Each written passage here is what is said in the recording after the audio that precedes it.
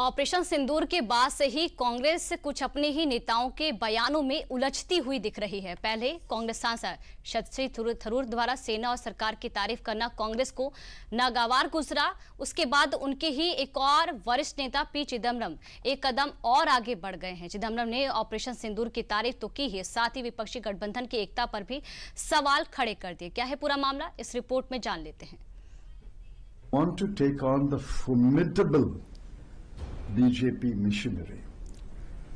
In my experience and my reading of history, there has been no political party which is so formidably organized as the BJP. In every department, it's formidable. It's not another political party. It's a machine behind which it's a machine, and the two machines control all the machinery of India. पहले शशि थरूर और अब P Chidambaram. Congress के कुनबे में BJP के fan ब्याह की फहरिस्त बढ़ती ही जा रही है। मोदी सरकार की तारीफ में कांग्रेसी नेताओं के कसीदों का ये सिलसिला अब कांग्रेस का सिरदर्द बनता जा रहा है। कांग्रेस नेता पी चिदम्बरम भी अब शशि थरूर की राहों पर चल पड़े हैं। पहले तो शशि थरूर की ही तरह पी चिदम्बरम ने भी आर्टिकल के जरिए ऑपरेशन सिंदूर और सीज फायर पर सरकार की सराहना की। उसके बाद एक कार्यक्रम में बीजेपी की मशीनरी को सबसे मजबूत बता डाला।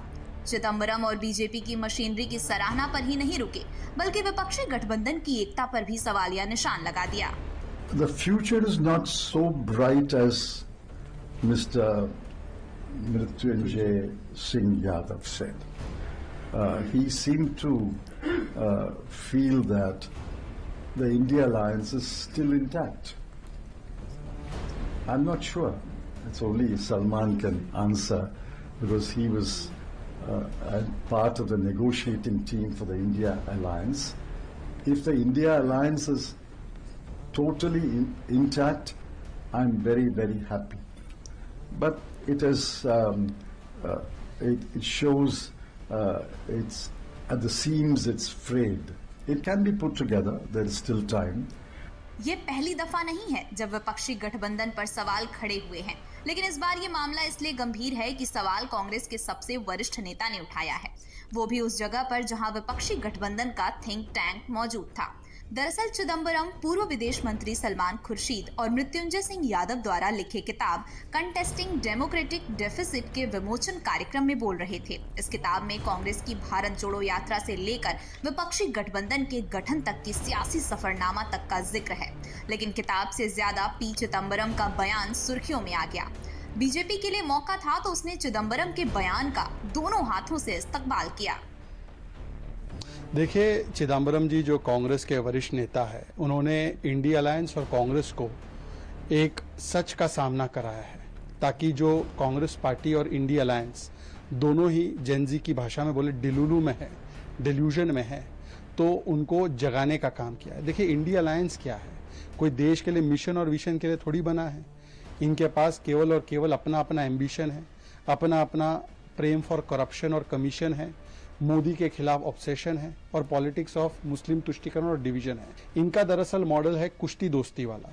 केरल में लेफ्ट कांग्रेस कुश्ती करेंगे, दिल्ली में दोस्ती।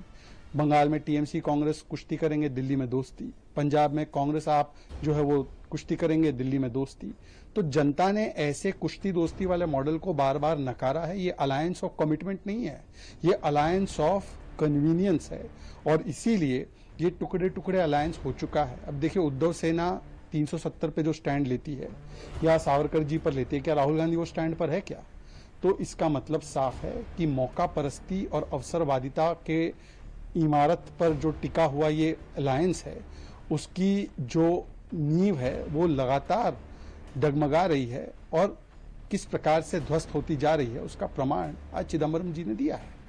कहीं का ईंट कहीं का रोड़ा, भानुमति ने कुनबा जोड़ा। बीजेपी अब विपक्षी गठबंधन को उसी भानुमति का कुनबा बता रही है। यही नहीं, बीजेपी तो विपक्षी गठबंधन को लुटेरों की कंपनी भी बता रही है, क्योंकि ये गठबंधन नहीं भानुमति का कुनबा है, जिसमें सिर्फ सत्ता की भूख से अपने असफल, निठल्ले युवराज व युवरानियों को सत्ता में पहुंचाने के लिए और अपने भ्रष्टाचार के मकड़ जाल को, भ्रष्टाचार के कमाए हुए पैसे को बचाने के लिए परिवार को आगे रखकर लूट कसूट करने वाले भाई भतीजावाद पर चलते हुए भ्रष्टाचार के शामिल नेताओं का एक कुनबा है। ये तो एक लुटेरों की कंपनी थी जिसमें अलग अलग किस्म के लुटेरे इकट्ठे हुए थे। अब वो सारे लुटेरे अलग अलग खिलरने लगे जब कुछ खास खाने पीने को नहीं मिला। तो बिना सरकार के तो ये ब्लॉक टिक नहीं सकता था। तो ये पर्पस जो था वो पर्पस डिफीट हो गया, लूट खसूट हो नहीं पाई, इसलिए ब्लॉक टूट रहा है।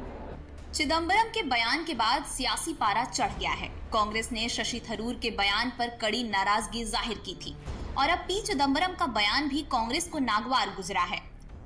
वो उनका मन हो सकता है भाई, वो जाने। और उनका तो डीएमके के साथ हमारा अलायंस है, इंडिया ब्लॉक, जहां तक उनके राज्य की बात है, डीएमके और कांग्रेस के संबंध का है, तो उसकी बात वो करें।